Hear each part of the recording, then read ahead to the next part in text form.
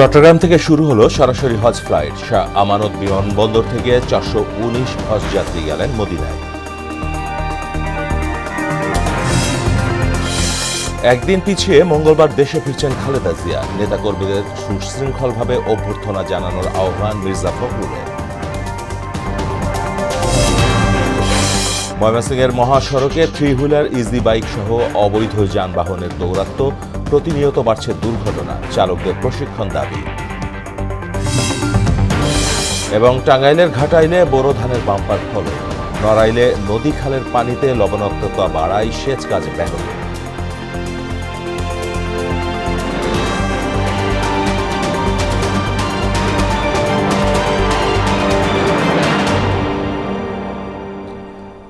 আসসালামু আলাইকুম, সবাইকে মোহনা সংবাদে স্বাগত। শুনছিলেন শিরোনাম, সঙ্গে আছে মাহমুদ হোসেন। এবার বিস্তারিত। চট্টগ্রাম শাহ আমানত আন্তর্জাতিক বিমানবন্দর থেকে শুরু হয়েছে সরাসরি হজ ফ্লাইট। শনিবার সন্ধ্যায় 419 হজ যাত্রী নিয়ে প্রথম ফ্লাইটটি রওনা দেয় মদিনার উদ্দেশ্যে। এ উপলক্ষে বিমানবন্দরে আয়োজন করা হয় বিদায়ী অনুষ্ঠান। আলী শাহ আহমেদ শাহিনের প্রতিবেদনে আমার তৈরি একটি রিপোর্ট। চট্টগ্রাম শাহ আমানত আন্তর্জাতিক বিমানবন্দরে শনিবার ছিল অন্যরকম ব্যস্ততা। বিকেল 5:30টায় 419 হজ যাত্রী নিয়ে সরাসরি ফ্লাইট ছেড়ে যায় মদিনার উদ্দেশ্যে। এবার চট্টগ্রাম থেকে মোট 17টি ফ্লাইট পরিচালিত হবে। 14টি জেদ্দায়, 3টি মদিনায় যাবে। চট্টগ্রাম থেকে 6,618 জন যাত্রী যাবেন হজে। এখনো পর্যন্ত আমরা সুষ্ঠুভাবে সবকিছু সম্পূর্ণ করেছি, কোনো অসুবিধা হয়নি। সবকিছু ভালো লাগতেছে, সবকিছু ঠিক হয়েছে। আল্লাহর কাছে শুকরিয়া আদায় করছি যেন আমি যেভাবে যাচ্ছি সেভাবে আসতে পারি। আগে কষ্টকর বিষয় ছিল, সবগুলো বিষয় এখন অনেক সহজ হয় এবং আরামদায়ক হয়েছে। খুবই ভালো লাগতেছে এই যে সুস্থ ব্যবস্থা, সুন্দর একটা ব্যবস্থাপনা করার জন্য। বিমানবন্দরে যাত্রীদের বিদায় জানাতে আয়োজন করা হয় আনুষ্ঠানিকতার।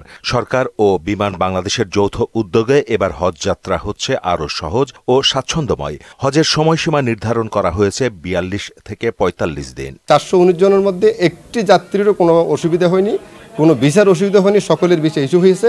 চট্টগ্রাম থেকে প্রথম ফ্লাইট, সম্পূর্ণ ফ্লাইটে পুরো যাত্রীগুলো আরোহণ করতেছে। বিমানবন্দরে যাত্রীদের নির্বিঘ্ন যাত্রার জন্য সকল প্রস্তুতি সম্পন্ন হয়েছে।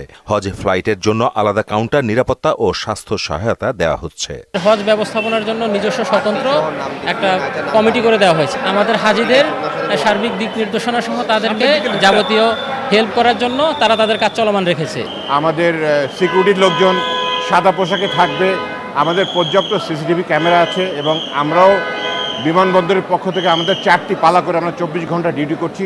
ধর্ম মন্ত্রণালয় চাইলে হজ কাফেলার দায়িত্ব সিটি কর্পোরেশন নিতে পারে বলে জানান চট্টগ্রাম সিটি মেয়র। ধর্ম মন্ত্রণালয়ের অধীনেই আছে, কাজে তারা যদি মনে করে যে না এটা সিটি কর্পোরেশনকে তারা দিবে এবং সেটা যদি তারা দেয় তাহলে অবশ্যই আমি সেটা সার্বিকভাবে আমার ব্যবস্থাপনায় সেটা আমি করতে পারবেন। হজ যাত্রীদের চোখে মুখে ছিল আনন্দ আর আবেগের ছাপ। কেউ দোয়া করছেন, কেউ চোখ মুছছেন। প্রিয়জনের কাছ থেকে বিদায় নিয়ে পবিত্র ভূমির পথে যাত্রা, এই অনুভূতিতে বিমুগ্ধ ছিল পুরো বিমানবন্দর এলাকা। মাহমুদ হোসেন, মোহনা সংবাদ। একদিন পেছালো বিএনপি চেয়ারপারসন বেগম খালেদা জিয়ার দেশে ফেরা। যুক্তরাজ্যে চিকিৎসা শেষে মঙ্গলবার দেশে ফিরছেন তিনি। শনিবার সন্ধ্যায় বিএনপি চেয়ারপারসনের গুলশান কার্যালয়ে দলের যৌথ সভা শেষে বেগম জিয়ার দেশে ফেরা নিয়ে সাংবাদিকদের সঙ্গে কথা বলেন দলের মহাসচিব মির্জা ফখরুল ইসলাম আলমগীর। কাতারের আমিরের পাঠানো এয়ার অ্যাম্বুলেন্সে 2 পুত্রবধূকে বেগম জিয়া দেশে পৌঁছাবেন। সড়কে কোনো রকম বিশৃঙ্খলা না করে সুশৃঙ্খলভাবে অভ্যর্থনা জানাতে নেতাকর্মীদের প্রতি আহ্বান জানান মির্জা ফখরুল। পাশাপাশি সাধারণ মানুষকে এলিভেটেড এক্সপ্রেসওয়ে ব্যবহারের জন্য অনুরোধ করেন তিনি। আমাদের দলীয় নেতাকর্মীদের কাছে আমাদের আবেদন থাকবে যে তারা অত্যন্ত শৃঙ্খলা সহকারে রাস্তার 2 ধারে কোনো যানজট সৃষ্টি না করে তারা তাদের নেত্রীকে, এই মহান নেত্রীকে তারা অভ্যর্থনা জানাবেন। আমরা যেটা সাজেস্ট করেছি যে এক হাতে জাতীয় পতাকা, আরেক হাতে দলীয় পতাকা দিয়ে আমরা তাকে অভ্যর্থনা জানাবো। আমাদের দেশনেত্রী বেগম খালেদা জিয়ার সঙ্গে তার 2 পুত্রবধূ, তারাও আপনারা আসছেন। ময়মনসিংহের সড়ক মহাসড়কে আতঙ্কের নাম। Three wheeler, easy bike, engine চালিত ভ্যানসহ নিষিদ্ধ অবৈধ যানবাহন। এসবের দাপটে প্রতিনিয়ত বাড়ছে দুর্ঘটনা।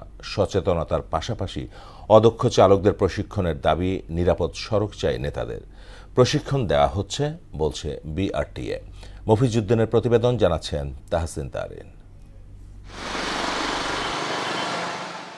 ময়মনসিংহের আঞ্চলিক ও জাতীয় সড়কে দাপিয়ে বেড়াচ্ছে লাইসেন্স ও ফিটনেসবিহীন 3 হুইলার ইজি বাইক, ইঞ্জিন চালিত ভ্যান সহ নিষিদ্ধ অবৈধ যানবাহন। মহাসড়কে এই সব যানবাহন চলাচলে বিশৃঙ্খলার পাশাপাশি প্রতিনিয়ত ঘটছে দুর্ঘটনা, কিন্তু এদের নিয়ন্ত্রণে প্রশাসনের তেমন উদ্যোগ নেই।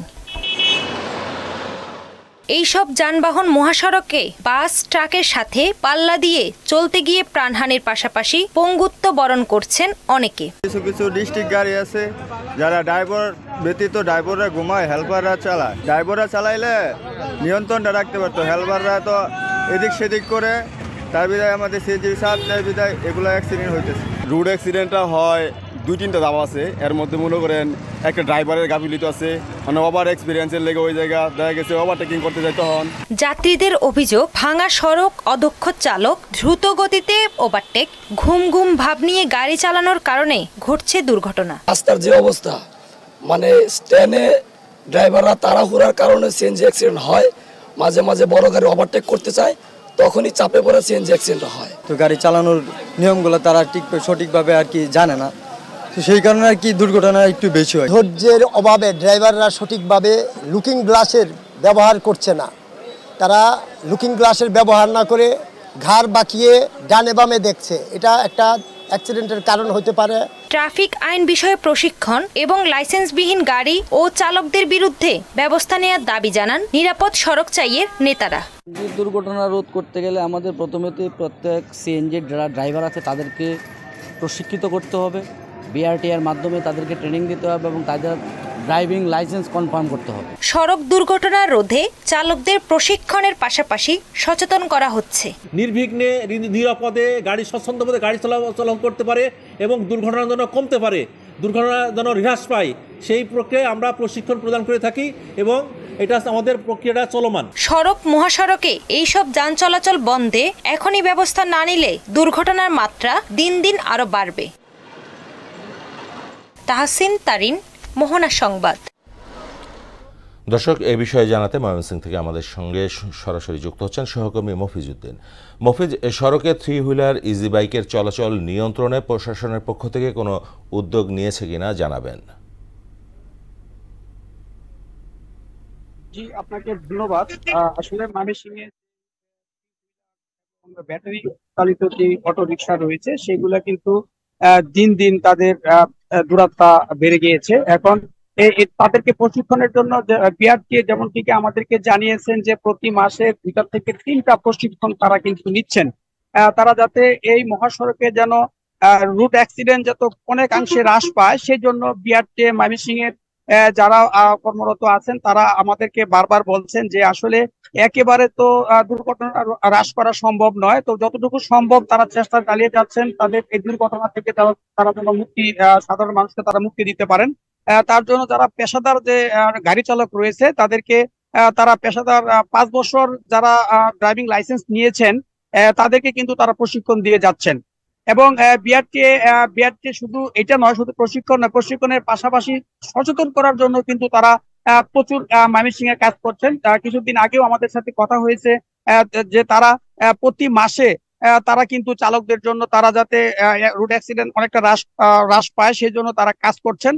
পাশাপাশি প্রশাসনের যারা আছেন তারাও কিন্তু নিয়মিত ময়মনসিংহের বিভিন্ন সড়ক মহাসড়কে তারা কিন্তু মোবাইল কোর্ট পরিচালনা করছেন যেন কোনোভাবেই যেন তাদেরকে যেন এই রোড অ্যাক্সিডেন্ট থেকে তারা সাধারণ মানুষের যেন মুক্তি পায় তার জন্য তারা কাজ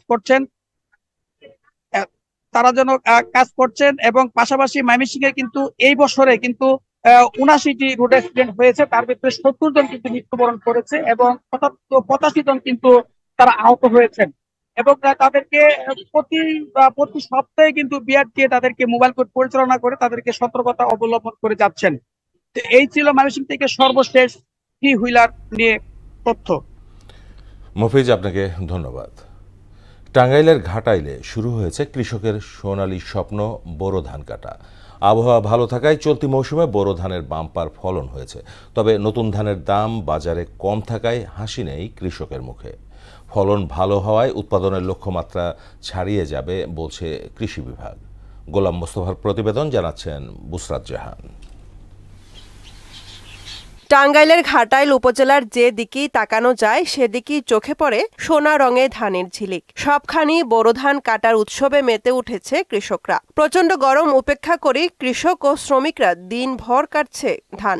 ধান কাটা, মাড়াই, ঝাড়াই করে কৃষকদের পাশাপাশি ধান শুকিয়ে ঘরে তোলার কাজে অক্লান্ত পরিশ্রম করছেন কৃষানীরাও। আমরা ধান টান নই, রোদ্রে পাহাড়লেই পাই নাই, পাহাড়ে পাই নাই, আমরা রোদ্রে সুন্দরভাবে শুকাইয়া নইতাছি, আনন্দের সাথে কাজ করতেছি।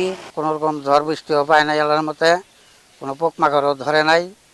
আমরা খুব বৃদ্ধি পাইতেছি, খুব ফলন পাইতেছি। 1 বিঘা জমিতে আমরা ভালো ধান ফসল পাইছি। উপজেলা কৃষি বিভাগের তথ্য মতে এবছর 21,615 হেক্টর জমিতে বোরো ধানের চাষ হয়েছে, যা লক্ষ্যমাত্রার চেয়ে বেশি। তাতে চাল উৎপাদনের লক্ষ্যমাত্রা নির্ধারণ করা হয়েছে 96,916 মেট্রিক টন। তবে নতুন ধানের ন্যায্য দাম না পাওয়ায় আশাহত কৃষকরা। কষ্ট করে ধান আবাদ করছি, কিন্তু ন্যায্য মূল্য না পাইলে আমরা খুব পরিস্থিতি অন্যরকম হব। সরকারের কাছে এই ধানের যে মূল্য কান্না খরচ বাদ দিয়ে মূল্য জানি ভাই। যথেষ্ট ধান দিচ্ছে, বিল মিশাইল এবারে ক্ষেত মিশাইল এবারে কৃষকের মনটা ভরে আসে। তো মোরে ভরার তো কোনো লাভ নাই যদি ধানের দাম না বাড়তি পাই আমরা। পুরাতন জাতের পরিবর্তে নতুন জাত, ধানের রোগ পোকার আক্রমণ সহ সব বিষয়ে পরামর্শ দেওয়া হচ্ছে বলে জানান এই কর্মকর্তা। আমরা প্রতিনিয়ত তাদেরকে ধান চাষ, রোগ, পোকামাকড় সার্বিক ধরনের কারিগরি সহায়তা দিয়ে যাচ্ছি এবং এইসব আগাম জাতের ধান চাষ করার ফলে তাদের আগের চেয়ে ফলন অনেক বৃদ্ধি পেয়েছে। ধান চাষে লাভের মুখ দেখতে সরকারের নিকট দাবি কৃষকদের। বুসরাত জাহান, মোহনা সংবাদ। নড়াইলে নদী ও খালের পানিতে বাড়ছে লবণাক্ততা। ফলে নদী ও খালের পানি সেচ কাজে ব্যবহার করতে পারছেন না প্রান্তিক কৃষকরা। প্রতি বছর জমিতে লবণ পানি প্রবেশ করায় অন্তত 5,000 একর 3 ফসলি জমি 1 ফসলি জমিতে পরিণত হয়েছে। এতে ক্ষতিগ্রস্ত হচ্ছে এ জনপদের হাজারো প্রান্তিক কৃষক। হাফিজুল নীলুর প্রতিবেদন, জানাচ্ছেন বুসরাত জাহান। নড়াইলের নদী ও বিভিন্ন খালের পানিতে দিন দিন বাড়ছে লবণাক্ততা। কয়েক বছর ধরেই নদী ও খালের পানিতে লবণ পানি বেড়ে যাওয়ায় ক্ষতির মুখে পড়ছে এ জনপদের হাজারো প্রান্তিক কৃষক। 3 ফসলি জমি পরিণত হচ্ছে 1 ফসলি জমিতে। বর্তমানে মাটির নিচ থেকে পানি উত্তোলন করে জমিতে সেচ দিতে হচ্ছে। তাতে ফসল আবাদের খরচ বেড়েছে দ্বিগুণেরও বেশি। এখানে একসময় খালের পানির থেকে এই পুরো জায়গাটা আমরা ইলিবুরাক করতাম, তাতে আমাদের সেচ খরচ অনেক কম হতো। এখন বোরিং করে আমরা সেচ দিই ধানে, যাতে আমাদের খরচ অনেক বেড়ে গেছে। এখন আমরা দেখতে পাই যে যখন আমাদের ধান ফলে তখনই নোনা পানি আসে খালে, ওই পানিটা যখন আমরা ফসলে দেয় তখন ফসলটাই নষ্ট হয়ে যায়। লবণাক্ততা বাড়ার কারণে ভূগর্ভস্থ পানি ব্যবহার করতে বাধ্য হয় কৃষকরা। গ্রাউন্ড ওয়াটারের যে খরচটা বা ডে যদি আমি হিসাব করি, সেক্ষেত্রে প্রায় সারফেস ওয়াটারের থেকে দ্বিগুণ পরিমাণে খরচ হয়। এই খরচ হওয়ার কারণে আমাদের টোটাল যে কস্টটা কৃষকের ধান উৎপাদনের ক্ষেত্রে, সেই কস্টটা বেড়ে যায়। এমনকি এছাড়াও আমরা কন্টিনিউয়াসলি গ্রাউন্ড ওয়াটার থেকে যখন পানি উঠাচ্ছি, আমাদের গ্রাউন্ডের পানির লেভেলটা কমে যাচ্ছে। লবণাক্ততায় সৃষ্ট নানা প্রতিকূলতার কথা জানান উপজেলা কৃষি অফিসার। অন্যান্য যে আন্তঃপরিচর্যা, বিশেষত যে সার ব্যবস্থাপনা, সেক্ষেত্রেও তারা আসলে যথাযথভাবে করতে পারছে না। কারণ আমরা জানি যে লবণাক্ততায় অনেক সারই উদ্ভিদের গ্রহণ উপযোগী হয় না। সেক্ষেত্রে কৃষকরা অনেক সময় তারা অনেক বেশি সার ব্যবহার করছেন, যেটা অনেক সময়ই অপচয় হচ্ছে। মৃত্তিকা সম্পদ উন্নয়ন ইনস্টিটিউটের রিপোর্ট অনুযায়ী লবণ পানির অস্তিত্ব পাওয়ায় এ অঞ্চলে অন্য ফসল চাষে কৃষকদের পরামর্শ দেওয়া হচ্ছে। খাল এবং নদীকে আমরা যে সকল ফসল লবণাক্ততা সহনশীল রয়েছে, ভুট্টা, সূর্যমুখী, গম সহ সেই ফসলগুলো চাষ করার জন্য কৃষকদেরকে পরামর্শ দিয়ে যাচ্ছে। নড়াইলের বিভিন্ন এলাকায় নদী ও খালের পানিতে লবণাক্ততার মাত্রা 1.75 মিটার পর্যন্ত দেখা গেছে। বুসরাত জাহান, মোহনা সংবাদ। এবার সারা দেশে অনুষ্ঠিত সভা সমাবেশ সহ নানা বিষয়ে প্রতিনিধিদের তথ্য ও ভিডিও নিয়ে ডেস্ক রিপোর্ট। নারায়ণগঞ্জের রূপগঞ্জে দ্বিতীয়বারের মতো অনুষ্ঠিত গণিত অলিম্পিয়াড প্রতিযোগিতায় উপস্থিত ছিলেন বাংলাদেশ গণিত অলিম্পিয়াডের সদস্য ও ডক্টর মোহাম্মদ কায়কোবাদ সহ বিভিন্ন শিক্ষা প্রতিষ্ঠানের শিক্ষক, শিক্ষার্থী ও অভিভাবকবৃন্দ। বরিশাল সিটি কর্পোরেশনের মেয়র পদ নিয়ে প্রেস ক্লাবে সংবাদ সম্মেলন করেছেন ইসলামী আন্দোলন বাংলাদেশের মেয়র প্রার্থী মুফতি সৈয়দ মোহাম্মদ ফয়জুল করিম। বাংলাদেশ জাতীয়তাবাদী আইনজীবী ফোরামের কেন্দ্রীয় কমিটির নেতৃবৃন্দের সঙ্গে সিলেট জেলা বার ইউনিয়নের সাংগঠনিক মতবিনিময় সভায় প্রধান অতিথি হিসেবে বক্তব্য রাখেন জাতীয়তাবাদী আইনজীবী ফোরামের সভাপতি অ্যাডভোকেট জয়নুল আবেদিন। ফরিদপুরের নগরকান্দায় 7 দিনব্যাপী সনাতন ধর্মাবলম্বীদের ভগবত পাঠ ও মহানাম কীর্তন অনুষ্ঠিত হয়েছে। কৃষি উন্নয়নের মাধ্যমে পুষ্টি ও খাদ্য নিরাপত্তা জোরদারকরণ প্রকল্পের আওতায় বগুড়ার সোনাতলায় উপজেলা কৃষি সম্প্রসারণ অধিদপ্তরের উদ্যোগে 2 দিনব্যাপী কৃষক প্রশিক্ষণ অনুষ্ঠিত হয়েছে। খুলনার দাকোপের পানখালীতে অ্যাভেনগার্ড শিপইয়ার্ড লিমিটেড কোম্পানি অবৈধভাবে জমি দখল, ফসলি জমিতে বালু ভরাট সহ প্রতারণা, হয়রানি ও হুমকির প্রতিবাদে খুলনা প্রেস ক্লাবে সংবাদ সম্মেলন করেছে ভুক্তভোগী এলাকাবাসী। নীলফামারী 1 আসনের সাবেক সংসদ সদস্য প্রকৌশলী শাহরিন ইসলাম চৌধুরী তুহিনের বিরুদ্ধে মিথ্যা মামলা প্রত্যাহার এবং নিঃশর্ত মুক্তির দাবিতে মানববন্ধন অনুষ্ঠিত হয়েছে। নাটোরে আদিবাসীদের সাংবিধানিক স্বীকৃতির দাবিতে বিক্ষোভ মিছিল ও সমাবেশ করেছে জাতীয় আদিবাসী পরিষদ কেন্দ্রীয় কমিটি। ব্রাহ্মণবাড়িয়ার নবীনগরে খেদমতে খালক ট্রাস্টের চেয়ারম্যান ব্রিগেডিয়ার জেনারেল অবসরপ্রাপ্ত আবদুল্লাহিল আমান আজমিরকে নাগরিক সংবর্ধনা দেওয়া হয়েছে। খুলনায় স্বাস্থ্যকর শহর গড়ার প্রকল্পের আওতায় ম্যারাথন অনুষ্ঠিত হয়েছে। শহীদ হাদিস পার্কে হেলদি সিটি ফেয়ার মেলায় প্রধান অতিথি হিসেবে উপস্থিত ছিলেন বিভাগীয় কমিশনার ও খুলনা সিটি কর্পোরেশনের প্রশাসক মোহাম্মদ ফিরোজ সরকার। ব্রাহ্মণবাড়িয়াস্থ কসবা সমিতির দ্বিবার্ষিক সম্মেলন 2025 অনুষ্ঠিত হয়েছে। এতে সভাপতি নির্বাচিত হয়েছেন খায়রুল হাসান, সাধারণ সম্পাদক হয়েছেন সানাউল্লাহ রতন। ময়মনসিংহের ভালুকায় উপজেলা প্রশাসনের আয়োজনে গণপরিচ্ছন্নকরণ ও বৃক্ষরোপণ অভিযান অনুষ্ঠিত হয়েছে। নারায়ণগঞ্জ জেলা কৃষক দল কমিটিতে বিগত সরকারের দোসরদের বহিষ্কার ও ত্যাগী নেতাদের পদায়ন করার দাবিতে পদবঞ্চিতদের মানববন্ধন ও প্রতিবাদ সমাবেশ অনুষ্ঠিত হয়েছে।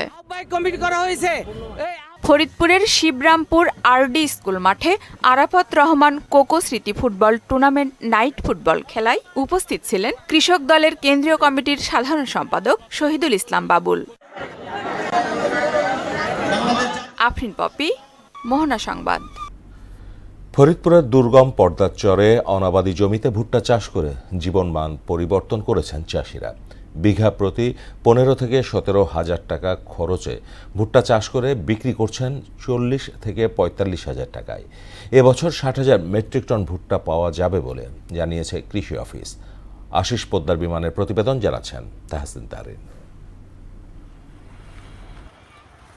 চলতি বছর আবহাওয়া অনুকূলে থাকায় পদ্মার অববাহিকায় বিভিন্ন চরাঞ্চলে পতিত জমিতে ভুট্টা চাষ হয়েছে। ভুট্টা চাষে চরের অবহেলিত মানুষের যাপিত জীবনে এসেছে পরিবর্তন। বাম্পার ফলনে হাসি ফুটেছে চাষিদের মুখে।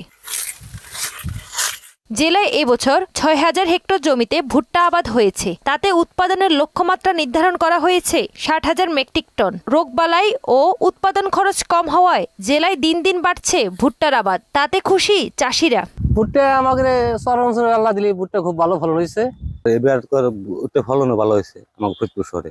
ধান, গম, আলু সহ বিভিন্ন ফসলের তুলনায় ভুট্টা চাষে লাভজনক হওয়ায় দিন দিন বাড়ছে এর আবাদ। প্রতি বিঘা জমিতে 35 থেকে 40 মণ পর্যন্ত ফলন হয়। প্রতি মণ কাঁচা ভুট্টা 1000 থেকে 1200 টাকা এবং শুকনা ভুট্টা প্রতি মণ 1250 থেকে 1300 টাকা দরে বিক্রি হচ্ছে। বিভিন্ন জেলায় যায় ভুট্টা, দাম 1100, 1000। ভুট্টা খুব ভালো হয়েছে, চরাঞ্চলে। এই বছর লক্ষ্যমাত্রার চেয়ে অনেক বেশি জমিতে ভুট্টার আবাদ হয়েছে। আগামীতে এর আবাদ আরো বেশি বাড়বে বললেন এই কর্মকর্তা। ভুট্টা যেহেতু একটি লাভজনক ফসল, পাশাপাশি এটি একটি গবাদি পশুর ফডার ক্রপ হিসেবেও ব্যবহার করা হয়। সেদিক থেকে কৃষকরা যেহেতু এখানে একটা ভালো একটা মুনাফা পায় এবং আমরা আশা করছি যে আগামীতে ভুট্টার আবাদ আরো এখান থেকে সম্প্রসারিত হবে। লাভজনক ফসল হওয়ায় এবং কৃষি অফিস থেকে সহায়তা পেলে চরাঞ্চলের কৃষকরা আরো বেশি জমিতে ভুট্টার আবাদ করবে। তাহসিন তারিন, মোহনা সংবাদ। এবারে দেশের বাইরের খবর। ভারতের সঙ্গে চলমান উত্তেজনার মধ্যে ব্যালিস্টিক ক্ষেপণাস্ত্রের সফল পরীক্ষা চালিয়েছে পাকিস্তান। অবশ্য এর একদিন আগেই আধুনিক সব যুদ্ধ বিমান সমন্বয়ে বিশাল মহড়া করে ভারত। এসবের মধ্যে পাকিস্তান থেকে সব ধরনের পণ্য আমদানি নিষিদ্ধ করেছে নয়াদিল্লি। জাতীয় নিরাপত্তা ও জনস্বার্থের কথা বিবেচনায় এ সিদ্ধান্ত নেওয়া হয় বলে এক বিবৃতিতে জানায় দেশটির বাণিজ্য মন্ত্রণালয়। গত 22 এপ্রিল কাশ্মীরের পহেলগ্রামে জঙ্গি হামলায় 26 জন নিহতের পর থেকেই পরস্পরের বিরুদ্ধে বিভিন্ন রকম ব্যবস্থা নিচ্ছে ভারত ও পাকিস্তান। খেলার খবর। যুক্তরাষ্ট্রের মেজর লিগ সকারে নিউ ইয়র্ক রেড বুলসকে 4-1 গোলে পরাস্ত করেছে ইন্টার মায়ামি। ঘরের মাঠে হেরনদের হয়ে একে একে জালে বল জড়ান ফাপা মার্সেলো, লুইস সুয়ারেজ ও লিওনেল মেসি। বিপরীতে নিউ ইয়র্কের হয়ে একমাত্র গোলটি করেন এরিক ম্যাক্সিম। অন্যদিকে লা লিগায় ভায়াদোলিদের বিপক্ষে 2-1 গোলের জয়ে শিরোপার আরও এক ধাপ কাছে চলে গেল টেবিল টপার বার্সেলোনা। দলটির আমন্ত্রণে খেলতে নেমে ম্যাচের প্রথমার্ধে ইভান সানচেজ ভায়াদোলিদকে এগিয়ে দিলেও দ্বিতীয়ার্ধে রাফিনিয়া ও ফেরমিন লোপেজের নৈপুণ্যে জিতে যায় কাতালানরা। এ জয়ে বার্সার পয়েন্ট টেবিলের এরপরেই আছে রিয়াল মাদ্রিদ।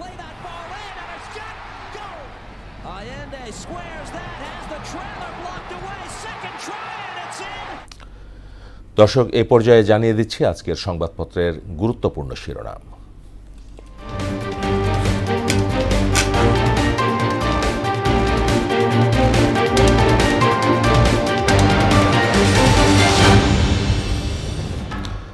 দর্শক, এরই মধ্যে আমার হাতে বেশ কিছু পত্রিকা এসে পৌঁছেছে, আপনাদের জানিয়ে দিচ্ছি শিরোনামগুলো। প্রথমে আমার হাতে রয়েছে প্রথম আলো শিরোনাম। এবার পাকিস্তানের ক্ষেপণাস্ত্র পরীক্ষা, কাশ্মীরে হামলা ঘিরে উত্তেজনা।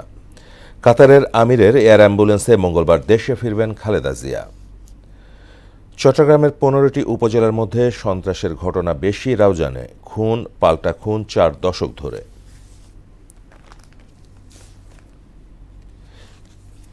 এরপর রয়েছে দৈনিক ইত্তেফাকের শিরোনাম, সোহরাওয়ার্দীর মহাসমাবেশ লোকে লোকারণ্য, দাবি না মানলে দেশ অচলের হুঁশিয়ারি।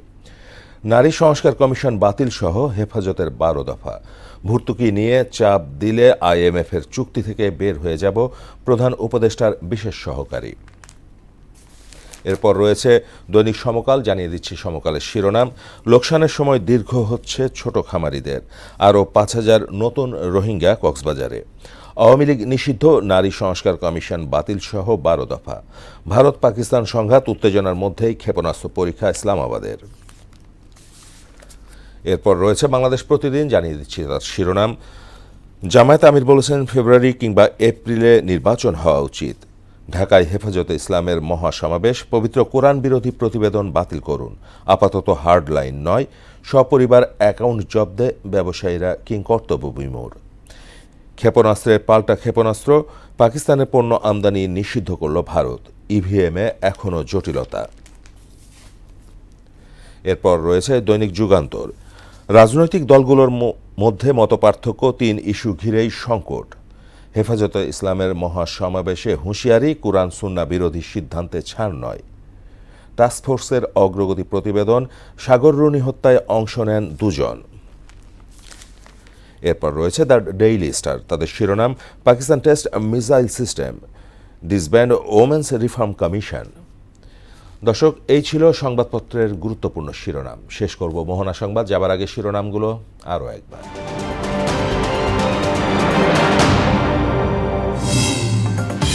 চট্টগ্রাম থেকে শুরু হলো সরাসরি হজ ফ্লাইট। শাহ আমানত বিমানবন্দর থেকে 419 হজ যাত্রী গেলেন মদিনায়। একদিন পিছিয়ে মঙ্গলবার দেশে ফিরছেন খালেদা জিয়া। নেতাকর্মীদের সুশৃঙ্খলভাবে অভ্যর্থনা জানানোর আহ্বান মির্জা ফখরুলের। ময়মনসিংহের মহাসড়কে 3 হুইলার ইজি বাইক সহ অবৈধ যানবাহনের দৌরাত্ম্য প্রতিনিয়ত বাড়ছে দুর্ঘটনা, চালকদের প্রশিক্ষণ দাবি। এবং টাঙ্গাইলের ঘাটাইলে বোরো ধানের বাম্পার ফলন, নড়াইলে নদী খালের পানিতে লবণাক্ততা বাড়ায় সেচ কাজ ব্যাহত।